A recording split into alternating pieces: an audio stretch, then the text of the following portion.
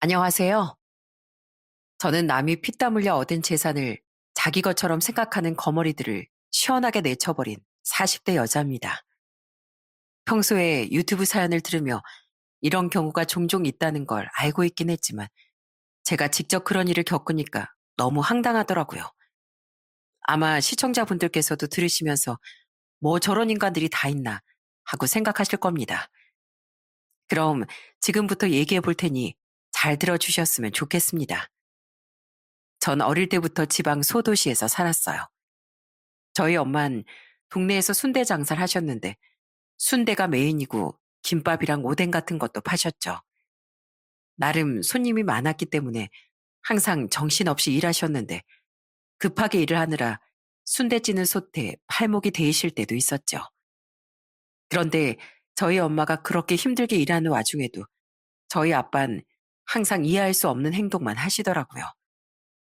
제대로 직장도 안 다니면서 맨날 술 먹고 들어와선 엄마한테 소리를 지르기만 했죠. 야, 돈 좀 내놔. 오늘 순대 팔아서 번 돈 있을 거 아니야. 술값으로 쓰게 좀 내놓으라니까. 내가 돈이 어딨어. 나 당신한테 줄 돈 한 푼도 없어. 거짓말하지 마. 오늘 순대집에 손님 많은 거 내가 다 봤거든. 당신 주머니에 돈 숨겨놨지? 내가 뒤져서 나오면 가만 안 둘 줄 알아? 알겠어? 아빤 엄마의 옷을 함부로 뒤져선 1,000원 한 장도 안 남기고 다 뺏어 가시더라고요. 엄마가 절대 안 된다고 발버둥을 쳐봤자 힘으로 이길 수가 없었어요. 저랑 여동생이 엄마한테 그러지 말라고 아빠한테 대들었다가 맞을 뻔한 적도 있었습니다. 그런데 하루는 저녁에 엄마랑 같이 슈퍼에 가고 있었는데 아빠가 술에 취해선 어떤 젊은 여자의 허리를 감싸고 지나가는 거예요. 그게 무슨 상황인지 몰랐던 전 아빠한테 달려가 이렇게 물었습니다. 아빠, 이 언니 누구예요? 누군데 아빠랑 그렇게 친하게 붙어 다녀요? 누군지 네가 알아서 뭐하게? 신경 쓰지 말고 엄마랑 집에 가서 조용히 있어. 저희 엄만 놀라서 달려오시더니 마치 흉한 것이라도 본 듯 두 손으로 제 눈을 가리시더군요. 그러더니 아빠한테 엄청 화를 내셨어요. 당신 미쳤어? 이젠 동네 창피한 줄도 모르고 대놓고 이러고 다니는구나. 창피하게 뭐가 창피해. 괜히 기분 잡치게 하지 말고 고은이 데리고 집에나 들어가. 뭐니 옆에 내가 오밤중에 밖에 돌아다니고 난리야. 그땐 제가 너무 어려서 몰랐지만 나중엔 아빠가 대놓고 술집 여자들과 어울리고 다녔다는 걸 알게 되었어요. 지금 생각해봐도 정말 최악의 아빠였습니다. 그런데 제가 중학생이었을 때 아빠가 엄마네 순대집까지 와선 손님들 다 있는 데서 돈 달라며 깽판을 친 적이 있었어요. 손님들이 말려도 듣질 않고 결국엔 가게에 있는 돈을 다 빼갔다고 하더라고요.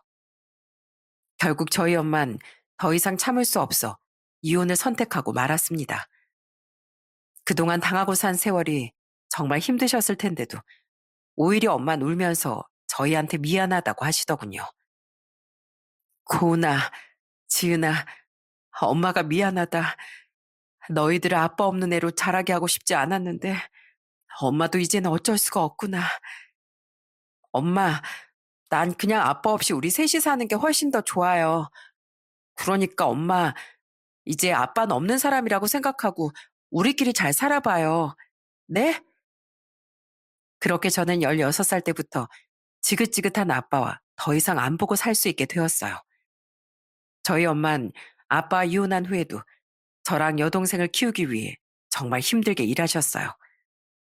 덕분에 저랑 여동생은 대학을 졸업해 평범한 직장에 취업할 수 있게 되었습니다. 그러다가 저는 30대 중반에 마음이 잘 맞는 남자친구를 만나게 되었어요. 남자친구는 저희 회사 거래처 직원이었는데 저랑 평소에 업무 때문에 통화도 많이 하고 미팅도 가끔 했던 사람이었어요. 업무적으로 자주 마주치다 보니 친해져서 가끔 연락도 하고 밥도 먹고 하다가 연인 사이가 되었습니다. 남자친구는 성격이 참 다정했는데 무엇보다도 가족에 대한 정이 참 많은 사람이더라고요. 고은아, 난 아직도 우리 부모님 생각하면 마음이 짠하더라. 나 어릴 때 우리 어머니가 식당에서 힘들게 일하면서 나랑 누나를 키우셨거든. 우리 아버지도 공장에서 일하셨는데 손발에 굳은 살이 얼마나 많으셨는지 몰라. 아휴, 오빠네 부모님이 정말 고생 많이 하셨나 보네. 우리 엄마도 아빠랑 이혼하고 나서 나랑 여동생 키우시느라 고생 엄청 많이 하셨거든. 저는 가족 얘기를 하는 남자친구를 볼 때마다 제 마음까지 따뜻해지는 기분이 들더라고요. 그래서 전 남자친구와 1년간의 연애 끝에 결혼을 하게 되었어요. 그런데 역시나 가족을 중요시하는 사람이라 그런지 결혼하고 나서 저희 엄마한테 엄청 잘하더라고요. 평소에도 저희 엄마한테 아들처럼 살갑게 잘하고 하루는 주말에 저희 엄마네 순댓집에 가서 일을 도와드린 적도 있었어요. 어머님, 뜨거우실 텐데 순대는 제가 썰겠습니다.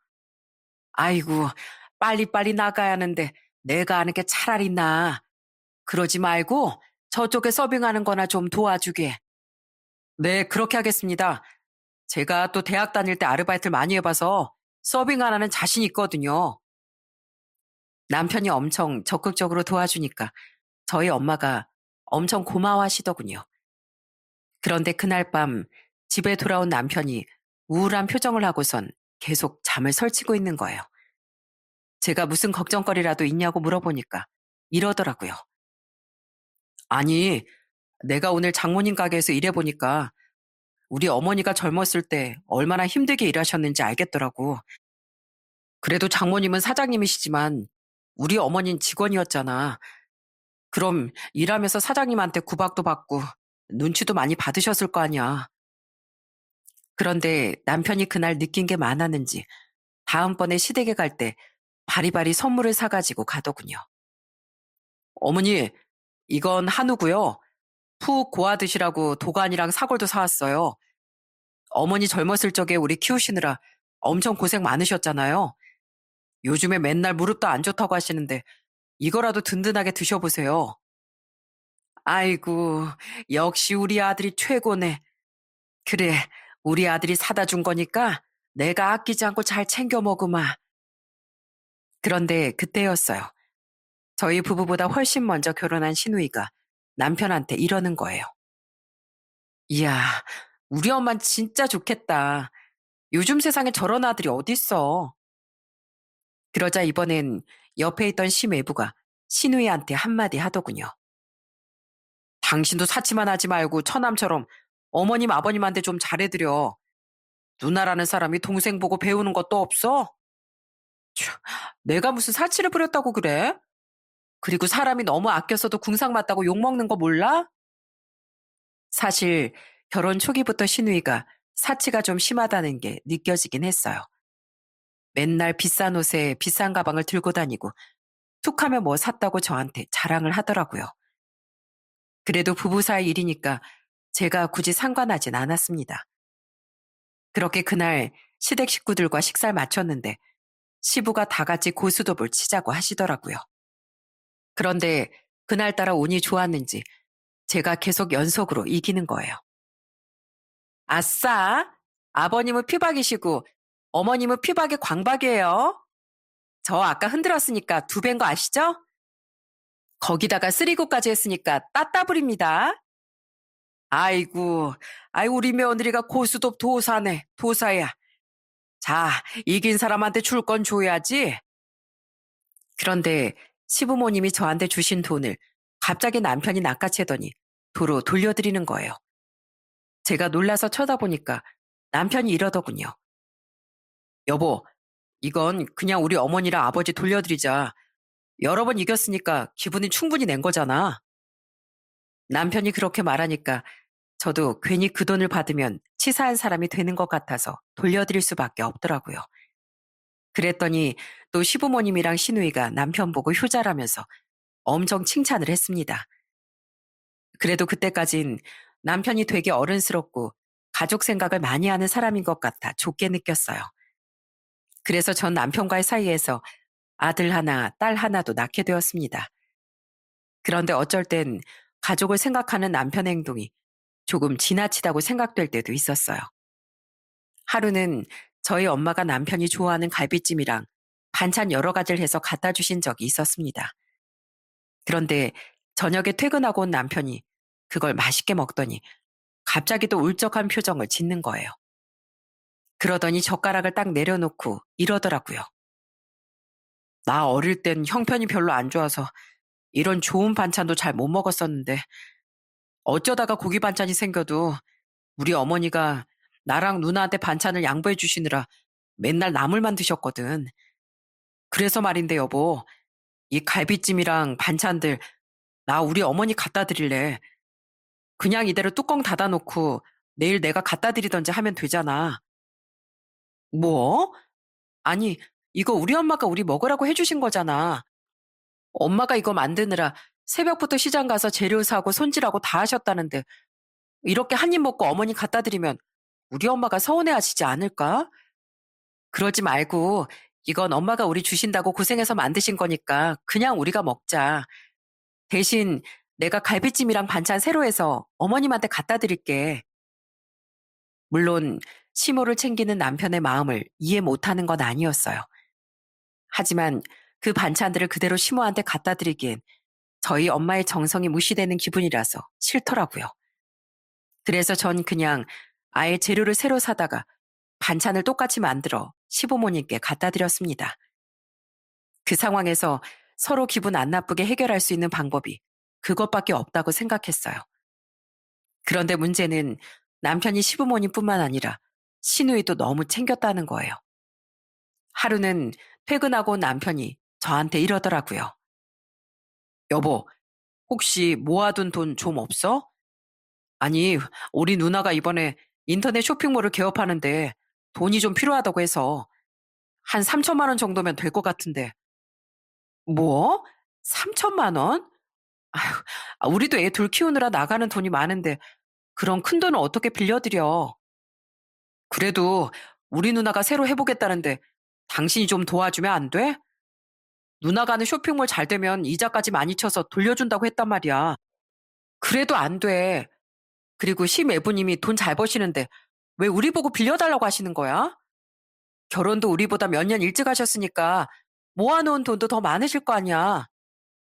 안 그래도 내가 매형한테 전화해서 물어봤는데 모아놓은 돈이 하나도 없대. 우리 누나가 원래 좀 씀씀이가 큰 편이잖아. 매형 이름으로 대출받은 것도 많아서 더 돈 끌어올 데도 없다고 하더라고. 저는 모아놓은 돈도 없이 가족한테 돈을 빌려서 인터넷 쇼핑몰을 한다는 게 이해가 되지 않았습니다.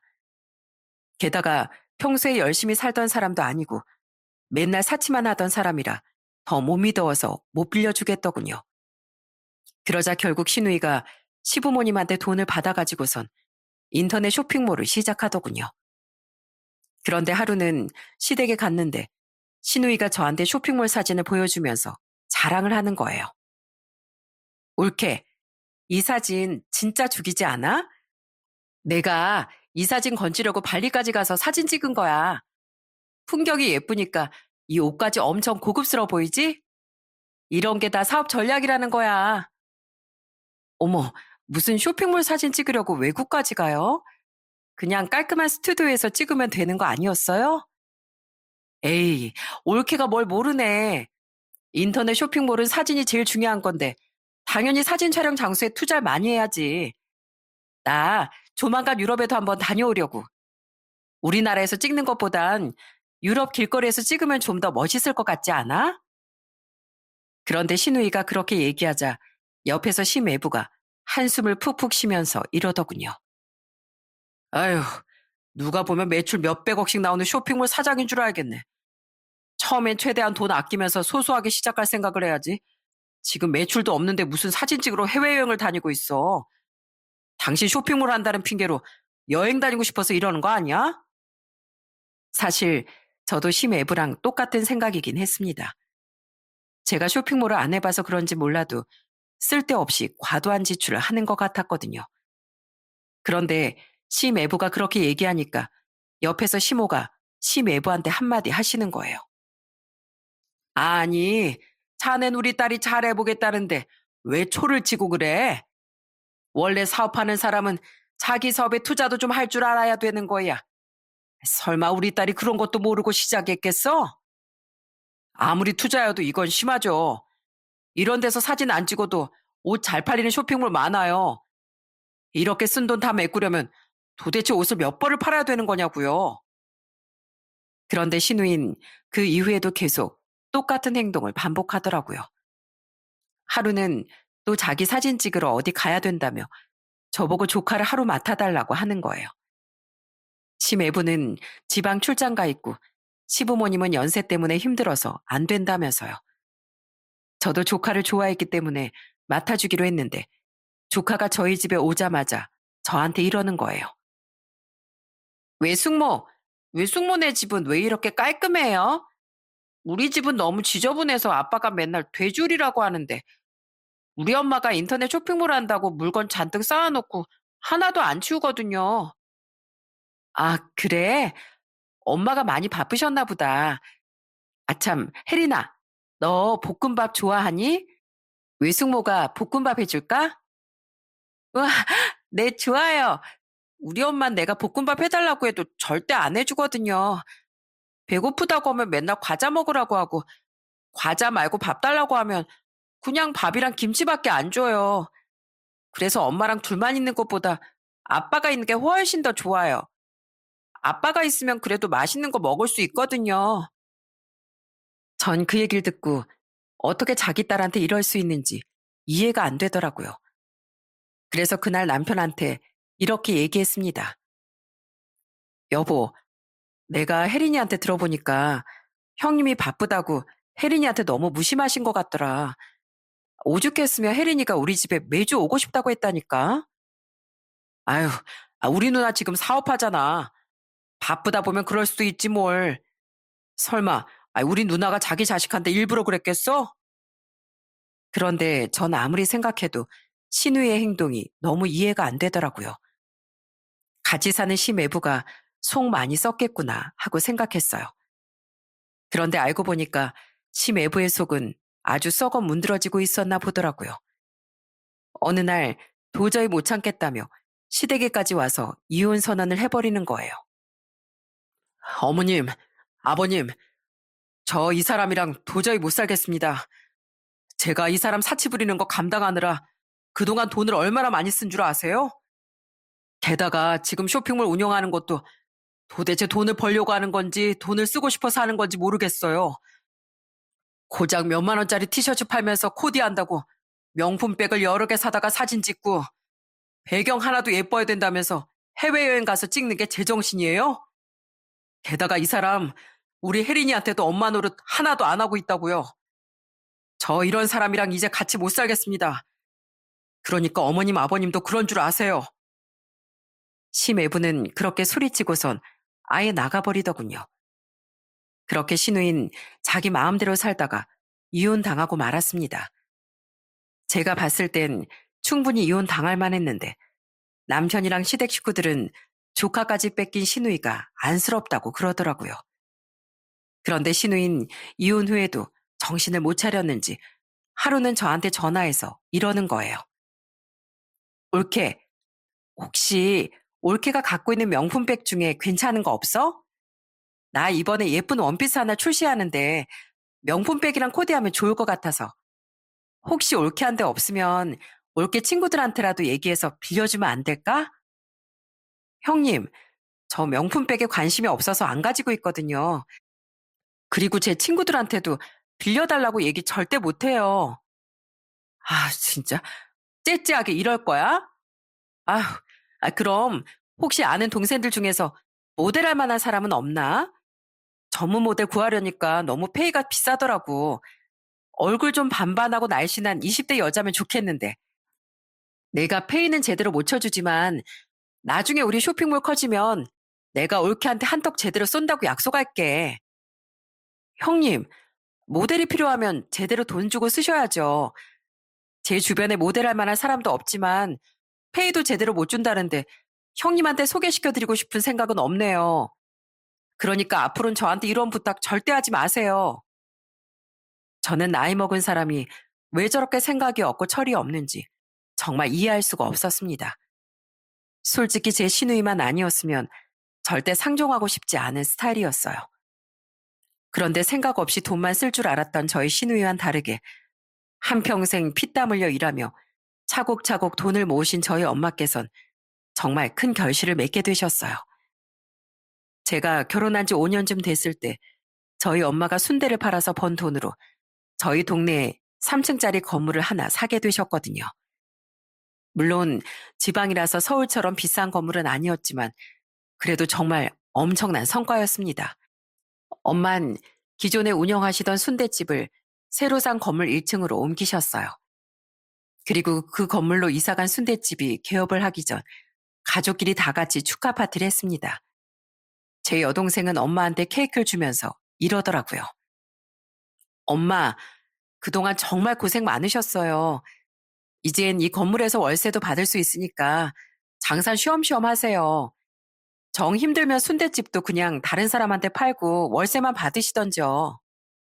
아유, 그래도 내가 아직 이렇게 정정한데 몸이 허락하는 한 열심히 일해야지. 난 평생 일하면서 살아서 그런지 몰라도 쉰다고 생각하면 벌써부터 몸이 근질거리더라고. 저와 같이 축하 파티에 갔던 남편도 저희 엄마한테 이러더군요. 어머님, 정말 축하드립니다. 어머님도 이제 남부럽지 않은 건물주 되신 거예요. 전 어머님이 정말 자랑스럽습니다. 저희 엄마네 순댓집이 워낙 단골이 많아서 그런지 위치를 옮겼는데도 계속 장사가 잘 되더라고요. 원래 있던 단골 손님들도 계속 찾아오시고 근처 직장인이나 학생들도 많이 먹으러 왔습니다. 전 엄마가 더 좋은 환경에서 장사를 하게 되셔서 정말 기뻤어요. 그런데 엄마네 순댓집이 새로 오픈한 지 열흘 정도 됐을 때였어요. 엄마가 저한테 전화해선 이러시는 겁니다. 고은아, 내가 너한테 이런 말까지는 안 하려고 했는데 사부인께서 우리 순댓집에 너무 자주 오신다. 하루가 멀다고 지인들 데리고 와선 맨날 외상하고 가시는데 아주 골치 아파 죽겠어. 게다가 와선 또 얼마나 시끄럽게 하는지 있던 손님들도 다 도망갈 수준이다. 사돈이라서 내가 뭐라고 얘기하기도 좀 그래서 참았는데 도대체 언제까지 이럴지 몰라서 걱정이구나. 아휴, 사부인 원래 이런 성격이시니? 예전에 봤을 땐 점잖으신 것 같더니만. 전 그 얘기를 듣고 좀 너무하다는 생각이 들어서 시모한테 전화를 했어요. 제가 정중하게 그러지 말아달라고 말씀을 드렸더니 시모가 오히려 저한테 짜증을 내면서 이러시는 거예요. 아니, 사돈 좋다는 게 뭐니? 내가 안 사돈의 순댓집 새로 오픈하셨다길래 지인들 데려가서 홍보해 준 거잖아. 그리고 원래 식당은 시끌벅적해야 장사가 잘 되는 거야. 그럼 그건 그렇다 치고 왜 계속 외상을 하시는 건데요? 물론 가족들한테 돈 안 받고 몇 번 대접할 수는 있지만 어머님이 지인들까지 너무 많이 데려오셔서 저희 엄마가 좀 힘드시대요. 그러니까 다음부턴 외상은 하지 말아주세요. 제가 그렇게 얘기하니까 시모가 엄청 기분이 나빴는지 전화를 확 끊어버리더군요. 전 엄마가 안 그래도 바쁜데 이런저런 일로 스트레스 많이 받으시는 것 같아 그 주 주말에 일을 도와드리러 가게에 나갔어요. 그런데 그날은 시모가 순댓집에 안 오더라고요. 대신에 더 끔찍한 사람이 순댓집에 찾아오고 말았습니다. 한창 손님이 들이닥치다가 잠깐 텀이 생겨서 한숨 돌리던 그때 누군가가 가게 문을 열고 안으로 들어오는 거예요. 저는 그 익숙한 모습을 보고 뒤로 나자빠지는 줄 알았습니다. 그건 바로 오래전에 엄마랑 이혼한 아빠였거든요. 엄마가 건물을 산 걸 어떻게 알았는지 여기까지 찾아온 거예요. 이야, 당신 진짜 능력 있네. 어떻게 순대 팔아서 이런 건물을 샀대? 뭐야, 이 미친 인간이 여기가 어디라고 찾아와? 당장 여기서 안 나가? 아유, 왜 이래? 그래도 한땐 한 입을 덮고 살던 전 남편한테 너무 쌀쌀 맞은 거 아니야? 아유, 됐고. 나도 긴 말하면 입 아프니까 그냥 용건만 얘기하지. 당신 이제 건물주 됐으니까 돈 많지? 내가 그래도 고은이랑 지은이 아빠인데 당신 재산 딱 반만 나한테 나눠줘. 반 나눠줘도 먹고 사는데 지장 없잖아. 미쳤어?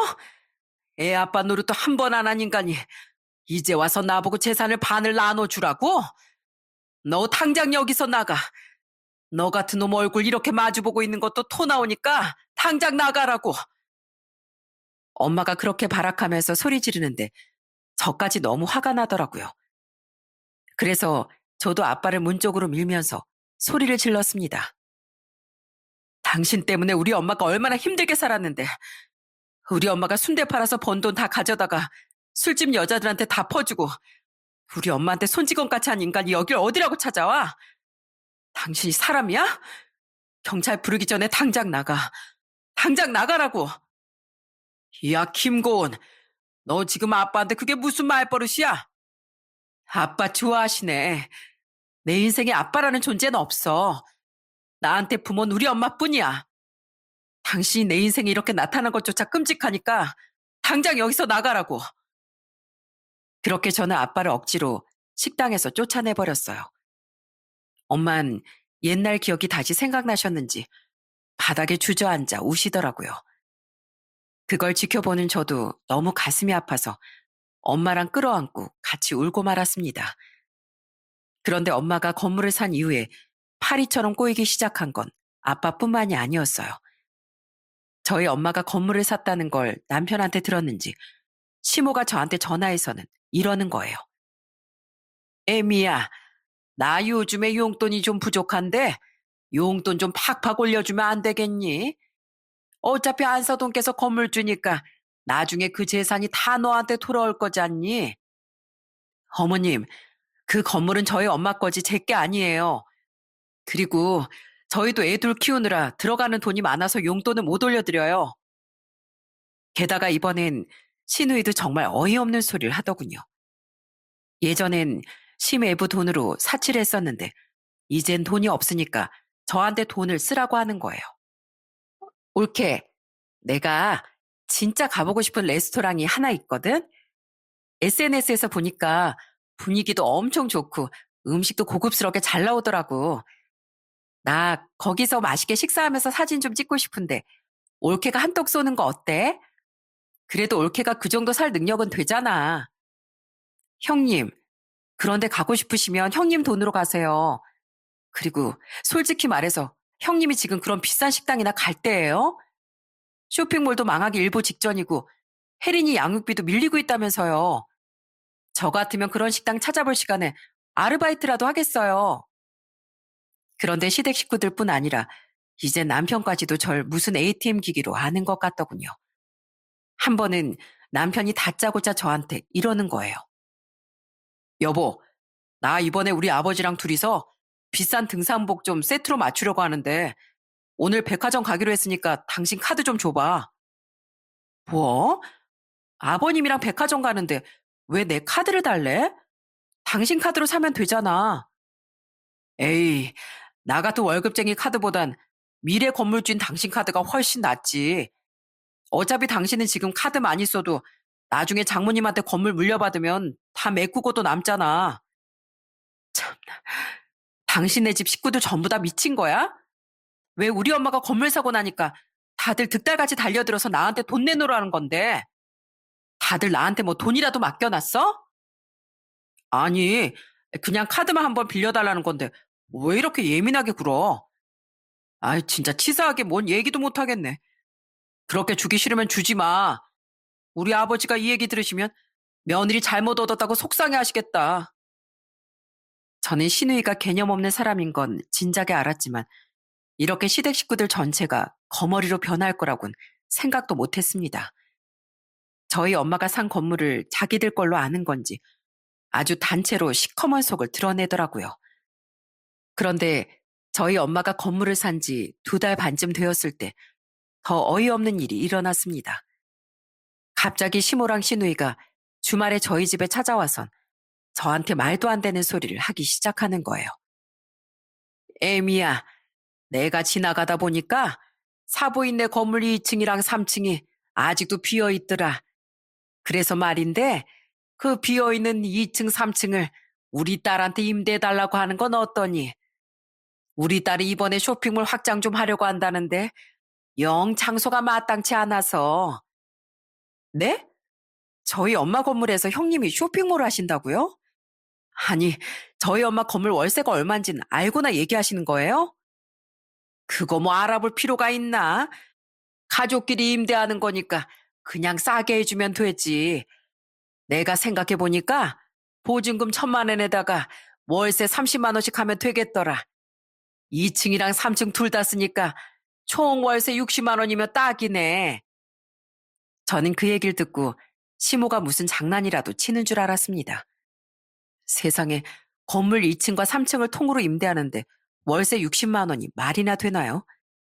요즘 7평짜리 원룸도 월세가 기본 3, 40만 원은 하는데 그렇게 넓은 공간 2개 층을 고작 60만 원으로 쓰겠다는 얘기를 듣고 정말 황당하더군요. 어머님, 아무리 가족이어도 양심이 있지 그 금액이 말이 된다고 생각하세요? 그리고 저희 엄마 건물 2, 3층을 쓰고 싶으시면 건물주인 저희 엄마가 먼저 월세를 제시해야지 왜 어머님 마음대로 정해서 통보하시는 건데요? 아니, 가족끼리 서로 좀 돕고 살자는 거지. 아니면 사돈끼리 한번 믿고 월세 없이 그냥 무상으로 해주면 더 좋고. 그래, 옳게. 어차피 임차인도 잘 안 구해주는 것 같은데 내가 그 자리에 들어가면 서로서로 좋은 거 아니야? 사실 나 이번에 수영복도 같이 팔기로 했거든. 그래서 재고도 좀 쌓아두고 포장도 하고 하려면 좀 넓은 공간이 필요해서 말이야. 그래서 2층은 창고랑 배송 업무하는 공간으로 쓰고 3층은 내 개인 사무실로 쓰려고. 내가 그래도 인터넷 쇼핑몰 사장인데 어엿한 개인 사무실 하나는 있어야지. 신우이는 맨날 적자인 쇼핑몰을 운영하면서 무슨 대단한 사업가 행세를 하고 싶은 것 같더라고요. 그런데 더 어이없는 건 옆에서 듣고 있던 남편도 그 말에 맞장구를 치기 시작했다는 거예요. 이야, 그거 진짜 좋은 생각이다. 여보, 얼른 장모님한테 말씀드려. 우리 누나가 거기 들어간다고 하면 장모님도 엄청 좋아하실 것 같은데 우리 장모님이 이제 다달이 월세 60만 원씩 받게 되셨으니 엄청 신나시겠네. 저는 그 말을 듣고 순간 폭발하고 말았습니다. 떡 줄 사람은 생각도 없는데 자기들끼리 북치고 장구치고 하고 있더라고요. 그래서 전 남편과 시댁 식구들한테 크게 소리를 질렀어요. 다들 지금 제정신이세요? 그 건물 저희 엄마가 몇십 년 동안 순대 팔면서 한 푼 한 푼 모아서 마련한 건물이에요. 저희 엄마 그동안 돈 아낀다고 옷 한 벌 제대로 안 사 입으시고 사치 한번 부려본 적 없는 분이시라고요. 그런데 다들 우리 엄마가 그렇게 피땀 흘려 노력할 때 도와주신 거 하나도 없으면서 너무 뻔뻔하게 많은 걸 바라는 거 아니에요? 쇼핑몰 할 자리가 필요하면 제 돈 주고 임대할 생각을 하셔야죠. 돈이 없으면 사돈이란 이유로 터무니없이 깎아달라고 할 게 아니라 그 돈에 맞는 허름한 사무실이라도 구해서 하면 되는 거 아니에요? 어머, 옳게. 진짜 왜 이래? 가족끼리 좀 깎아주는 게 뭐 그렇게 어렵다고 소리까지 지르고 난리야? 깎아달라고 한 금액이 한두 푼이었어야죠. 건물 2, 3층을 통째로 쓰면서 월세 60만 원 내겠다는 얘긴 그냥 공짜로 달라는 거나 마찬가지 아니에요? 그리고 솔직히 말해서 형님 맨날 돈 펑펑 쓸 줄만 알지 돈 벌 줄은 모르는 사람이잖아요. 그런데 그 60만 원도 제때 내긴 할지 누가 알아요? 저는요, 오늘 들은 얘기 절대로 저희 엄마한테 전달할 생각 없어요. 제 선에서 이미 아웃이니까 그런 줄 아시라고요. 저는 그렇게 말하고선 집을 나와버렸습니다. 뻔뻔해도 너무 뻔뻔한 사람들과 더 이상 얘기하고 싶지도 않더라고요. 다행히 남편도 그날 이후로 그 얘기를 저한테 다시 꺼내진 않았어요. 그래서 저는 남편과 시댁 식구들이 한 발짝 물러난 줄 알았습니다. 그런데 그 주 주말에 엄마한테서 정말 황당한 전화가 오더군요. 예, 고은아. 사부인이 우리 식당에 찾아와선 이상한 소리를 하신다. 너랑은 얘기 다 끝났다면서 나보고 계약서에 도장만 찍으면 된다고 하는데 도대체 이게 무슨 일이니? 저는 그 얘기를 듣고 기겁을 하며 엄마의 순댓집으로 달려갔습니다. 가보니까 시모랑 시누이랑 남편이 저희 엄마한테 무슨 종이를 들이밀고 있더라고요. 성큼성큼 걸어가 그 종이를 뺏어서 읽어본 전 눈이 뒤집히고 말았습니다. 세상에, 제가 안 된다고 얘기하니까 아예 자기들끼리 임대차 계약서를 작성해선 저희 엄마한테 도장만 찍으라고 욕을 하고 있었던 거예요. 게다가 저랑은 얘기 끝났다면서 거짓말까지 했더군요. 저는 순간 너무 화가 나서 소리를 빽 질렀습니다. 다들 지금 미쳤어요? 이젠 이딴 계약서까지 써와서 우리 엄마한테 들이밀겠다 이거예요? 게다가 나랑 얘기 다 끝났다는 소린 도대체 뭐예요?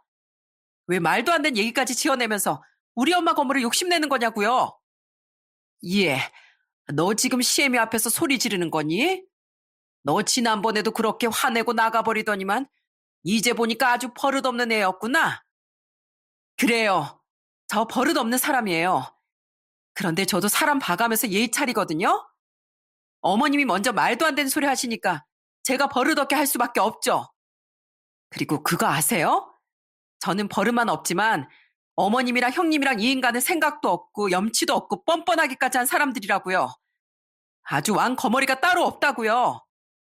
뭐야? 이게 진짜 보자 보자 하니까 못하는 말이 없네. 못하는 말 없는 건 어머님이시겠죠. 우리 엄마를 얼마나 만만하게 보셨으면 이런 짓까지 하세요. 우리 엄마가 당신 같은 사람들한테 혜택 주려고 여태까지 피땀 흘려 일한 줄 아세요? 어머머, 얘 좀 봐. 너 지금 당신 같은 사람이라고 했니? 그런데 그때 남편이 목에 핏대까지 세우면서 저한테 화를 내기 시작했습니다. 당신 지금 버릇없게 뭐 하는 짓이야? 당신이 피도 눈물도 없이 안 된다고만 하니까 내가 먼저 계약서 써서 여기 오자고 한 거잖아. 그런데 당신이 왜 우리 어머니한테 소리를 지르고 난리야? 그리고 우리 어머니가 그동안 자식들 키우느라 얼마나 고생하셨는데 내가 자식으로서 그 정도도 못해줘? 당신도 자식이면서 왜 내 마음을 이해 못하냐 말이야. 야, 너네 엄마만 고생했냐? 우리 엄마도 고생 엄청 많이 했어. 그리고 너네 엄마가 고생했으면 자식인 네가 알아서 챙겨드려야지. 왜 뜬금없이 우리 엄마 재산을 가지고 이러는 건데? 그렇게 효도가고 싶으면 네 돈으로 해, 네 돈으로. 한평생 고생하신 우리 엄마 등쳐먹을 생각하지 말고. 내가 무슨 장모님을 등쳐먹었다고 그래. 장모님이 이제 건물주니까 여유로우시잖아. 그럼 이 정도는 베푸실 수도 있는 거 아니야? 아니, 너 같은 인간들한텐 한 푼도 못 베풀어. 너한테 베풀 수 있는 건 딱 이 정도가 끝이야. 알아? 저는 그렇게 말하고선 옆 테이블에 손님이 먹다 남긴 김밥과 순대를 손으로 집어서 남편한테 확 던져버렸습니다. 그러자 남편이 인상을 확 쓰고 소리를 지르더군요. 에, 너 미쳤어? 이게 어디서 음식을 던지고 난리야? 네가 베풀어 달라며? 그래서 베풀 만큼 베푼 거니까 그거 먹고 꺼져. 다신 우리 엄마 건물에 눈독 들이지 말고. 알았어? 아이 진짜 성질도 더러워 죽겠네. 그래 간다 가. 너 내가 가만 안 둘 줄 알아? 너 오늘 나랑 우리 어머니한테 함부로 한 거 후회하게 해줄 거야. 남편은 그렇게 큰 소리치고선 시모랑 시누이를 데리고 밖으로 나가더군요. 하지만 진짜로 후회할 사람은 제가 아니라 남편이었어요. 저는 그날 집에 가서 남편이랑 시댁 식구들이 저희 엄마한테 한 것처럼 똑같이 말도 안 되는 계약서를 써버렸습니다. 그리고 그날 밤늦게 들어온 남편한테 그 계약서를 내밀었어요. 그러자 남편이 그걸 읽어보고선 아주 기겁을 하더라고요. 뭐야? 당신 지금 나랑 장난하는 거야? 나보고 전 재산 다 당신한테 넘기고 한 달에 500만 원씩 용돈을 지급하면 우리 부모님한테 효도하고 며느리 노릇하겠다고? 게다가 생활비 별도라니 당신 지금 제정신이야? 왜? 내 딴에 많이 생각해서 쓴 거야. 내가 당신 같은 사람 참아주면서 살려면 그 정도 요구해도 되는 거 아니야? 참나, 말이 되는 걸 요구해야지. 내 월급이 500만 원이 안 되는데 무슨 당신한테 용돈을 500만 원씩 주라는 거야? 내가 살다 살다 이렇게 말도 안 되는 계약서는 처음 본다. 그래? 난 그것보다 더 말도 안 되는 계약서 이미 봤는데 너도 우리 엄마한테 무슨 개떡 같은 계약서 들이밀었잖아. 넌 되고 난 안 된다 이거야? 그래도 이건 너무 심하잖아. 사람이 정도라는 게 있어야지. 네 입으로 그렇게 얘기하니까 아주 웃겨 죽겠네. 그래서 그 계약 조건을 못 지키겠다 이거지? 그럼 이혼해. 난 그래도 너한테 기회 준 건데 네가 싫다고 하니까 협상 결렬이야. 뭐? 이혼하자고? 당신 지금 그거 진심이야? 그래, 진심이야. 너네 집안 식구들 하나같이 다 거머리 같아서 지긋지긋해 죽겠거든? 그러니까 이혼하자고. 참고로 나 한 번 결정하면 마음 안 바꾸는 사람이니까 절대로 딴소리 하지 마. 알았어? 여보, 이건 아니잖아. 여보. 저는 남편 목소리도 더 이상 듣고 싶지 않아서 그냥 저희 애들을 데리고 친정으로 가버렸어요. 그리고 그 이후엔 남편한테 이혼을 신청하고 계속 친정에서 지냈습니다. 그런데 그 와중에 더 어이없는 일이 발생하더라고요. 시부가 저한테 전화해선 정말 말도 안 되는 얘기를 하는 겁니다. 애미야, 너 우리 아들이랑 이혼하기로 했다는 거 거짓말이지? 부부가 그렇게 쉽게 이혼하는 거 아니다. 그나저나 우리 딸이 사부인네 건물 2, 3층을 싸게 임대해달라고 했다며? 내가 생각해보니까 그건 너무 무리한 요구라서 나 같아도 기분 나빴을 것 같더구나. 그래서 말인데 우리 딸이 얘기한 건 없던 일로 치고 사부인네 순댓집 옆 매장이나 나한테 해줘라. 거기도 비어있던데 내가 거기서 복권방이나 하면 딱 좋을 것 같아서. 뭐라고요? 아버님까지 진짜 징글징글 하시네요. 저희 엄마 가게 옆자리를 왜 아버님한테 해드려 하는데요? 그냥 작은 거 하나 해주고 서로 좋게 좋게 넘어가자는 거지. 괜히 사돈지간에 치사하게 굴어서 좋을 거 없잖니. 그러니까 그냥 나한테 그거 해주고 퉁치는 걸로 하자꾸나. 야, 진짜 아버님네 집안 대단하시네요. 어떻게 한 명도 안 빼고 이렇게 거머리 같을 수가 있어요? 그렇게 복권방이 하고 싶으시면 아버님이 직접 돈 벌어서 하세요. 아시겠어요? 어쩜 가족들이 하나같이 이렇게 똑같을 수가 있는지 너무 어이가 없어 몸서리까지 쳐지더군요. 그런데 남편은 저와 이혼하면 그 건물이 날아간다고 생각했는지 계속 저한테 애원을 하기 시작하는 거예요. 여보, 그래도 이혼은 아니잖아. 우리가 그래도 자식을 둘이나 낳고 산 부부인데 잠깐 싸웠다고 어떻게 이혼하자는 얘기까지 꺼낼 수가 있어. 내가 지금 잠깐 싸웠다고 이러는 줄 알아? 내가 너랑 계속 같이 살다간 뼛속까지 다 뜯어 먹힐 것 같아서 이혼하는 거야. 알어? 그러니까 잔말 말고 이혼서류에 도장이나 찍어. 그런데 뻔뻔한 건 남편뿐만이 아니었습니다. 시모가 혼자 저희 엄마네 순댓집에 찾아와선 이랬다는 거예요. 사부인, 제가 무리한 요구를 한 건 정말 죄송합니다. 사실 우리 딸 이혼하고 나서 양육비를 보내줘야 되는데 쇼핑몰이 잘 안 되다 보니까 힘들어서 그랬어요. 우리 딸이 워낙 사치도 심하고 사업머리도 없어서 여태까지 번 돈이 워낙 없습니다. 그래서 말인데 저희 딸한테 쇼핑몰 같은 거 때려치우라고 할 테니까 사부인네 가게에서 일이라도 시켜주시면 안 되겠습니까? 저희 딸도 이제 스스로 돈 벌어서 양육비 정도 보낼 수 있는 사람이 되어야 될 거 아닙니까? 하지만 이번엔 저희 엄마가 참지 않고 똑같이 맞받아 치셨대요. 이 보세요. 본인 딸 제대로 안 키워놓고 왜 저보고 받아달라고 하십니까? 본인 딸이 사람 구실 못하고 살면 딸 자식 잘못 키운 그쪽이 알아서 하셔야죠. 사부인, 그래도 우리가 아직 가족이지 않습니까? 제 딸이면 사부인 딸이나 마찬가지인데 저희 딸 한 번만 여기서 일하게 해주시면 안 될까요? 참나? 아이 그쪽 딸이 왜 제 딸이나 마찬가지입니까? 전 그렇게 생각 없고 책임감도 없는 딸을 딸로 두지 않아요. 그쪽 딸이 진짜로 제 딸이었으면 지인직의 다리 몽둥이 부러뜨려서 혼쭐을 내줬을 겁니다. 그나저나 지금 이 장부 보이시죠? 어차피 우리 딸이 그쪽 아들이랑 이혼하면 남남인데 여태까지 외상으로 먹은 순댓값이나 내놓으세요. 그쪽이 여태까지 지인들 데려와서 외상으로 먹은 게 자그마치 39만 원이거든요. 당장 안 내놓으면 경찰에 신고할 테니까 오늘 중으로 입금하세요. 엄만 그렇게 말하고선 울며 불며 애원하는 시모를 식당 밖으로 내쫓아버렸대요. 경찰에 신고한다는 말이 무섭긴 했는지 그날 바로 외상값을 입금하긴 했답니다. 그 후에도 계속 남편이 저한테 이혼하지 말아달라고 애원을 했지만 저는 가차없이 잘라버렸어요. 그렇게 저는 결혼한 지 5년 반 만에 남편과 이혼을 하게 되었습니다.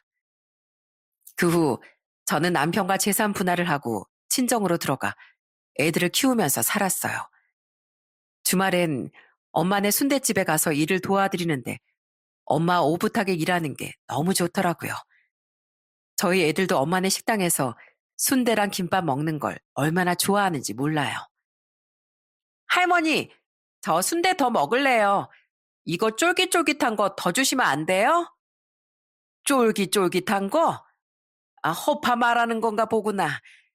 아유, 역시 우리 손주라 그런지 내장 종류도 잘 먹네. 자, 할미가 음료수도 줄 테니까 목 안 맥히게 천천히 먹어라. 알았지? 그런데 저희 엄만 제가 이혼한 게 내심 마음에 쓰이셨는지 하루는 저한테 이러시더군요. 고은아, 아무래도 네가 날 닮아서 남편 복이 없나 보다. 이 엄마가 너한테 좋은 것만 물려줬어야 되는데 그러나 안 좋은 걸 물려줘서 정말 미안하구나. 엄마, 그게 도대체 무슨 말씀이세요? 엄마가 나한테 안 좋은 걸 물려준 게 아니라 우리가 너무 착하게 열심히 살아오다 보니까 편하게 살려고 하는 더러운 거머리들이 달라붙은 것뿐이에요. 그래도 이젠 거머리들 다 깨끗하게 청소했잖아요. 그러니까 이젠 우리만 생각하면서 살면 돼요. 그래, 네 말대로 우리 주변에 있던 거머리들 다 청소하니까 나도 아주 속이 시원하구나. 이제 나도 너랑 우리 손주들 보면서 죽는 날까지 행복하게 살련다. 엄마가 번 돈을 탕진하면서 망나니로 살던 저희 아빠라는 사람과 저희 엄마의 재산을 본인들 건 줄 알고 욕심내던 전 시댁 식구들이 없으니까 정말 편하고 좋더라고요.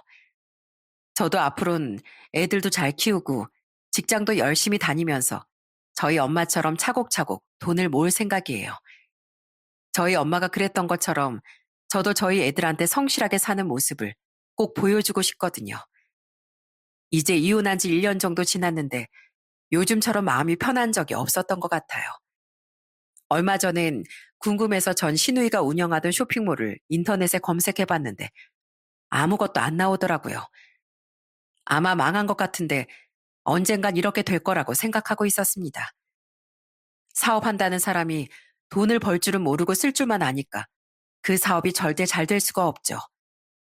반면 저희 엄마의 순댓집은 아직도 잘 되고 있어요. 오히려 예전보다 더 단골 손님이 많아진 것 같습니다. 그리고 비어있던 2, 3층이랑 엄마네 식당 옆 매장에도 새로 임차인이 들어왔답니다. 다들 좋은 분들이라 저도 마주칠 때마다 인사를 꼬박꼬박 하고 있어요. 저는 이번 일을 겪으면서 아무런 노력도 없이 남의 것을 탐하는 사람이 많다는 걸 알게 되었어요. 그 타겟이 저랑 저희 엄마가 되는 바람에 한동안 골치가 아팠지만 앞으로는 조금 더 사람을 조심하게 되는 계기가 된 것 같아요. 갖고 싶은 게 있다면 남의 것을 욕심내지 않고 스스로 노력해서 쟁취하는 그런 사회가 되었으면 좋겠네요. 저도 저희 애들한테 늘 남의 것을 욕심내지 말라고 교육하고 있습니다. 여러분, 그럼 전 이만 제 사연을 마치도록 하겠습니다. 벌써 올해도 많이 지나갔는데 남은 2024년을 알차게 보내시길 바랍니다. 끝까지 들어주셔서 정말 감사합니다.